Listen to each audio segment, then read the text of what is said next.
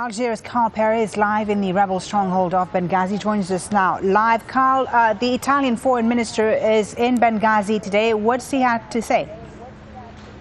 Well, he arrived this morning, and really this was about continuing to impress upon the international media the cooperation between the eastern rebels here and Europe, and namely Italy. Italy is committing itself to over 100 million euros in aid. We heard the Italian Foreign Minister Franco Frattini on his first visit here promising that doctors were coming. He even introduced 2 doctors to the media here. He said they were going to take wounded out of hospital from Benghazi, take them to Europe. So really a commitment not only financially but also militarily for the rebels that are fighting. All of this really coming a day after we saw the South African president make his second visit to Tripoli to see Muammar Gaddafi. That was the first video we had seen of Muammar Gaddafi since May the 10th. That visit was really shrouded in a lot of confusion about what the purpose of the visit was, whether or not he was there to cut a political peace deal. Now, for Frattini's part, it really didn't matter. He had this to say about the future of Colonel Gaddafi.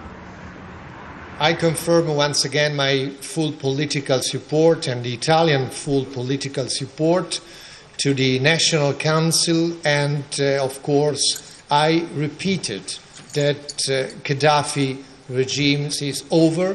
He has to leave the power, he has to leave the country. All right, Carl, a great deal of diplomatic activity in Benghazi recently. The European Union's opening an office there. You have Franco Frattini visiting, as well as other European officials. Now the opposition is setting up its own TV station. It's almost turning out like the unofficial capital of Libya, if you will. What does it mean for the rest of the country, for Tripoli, for instance?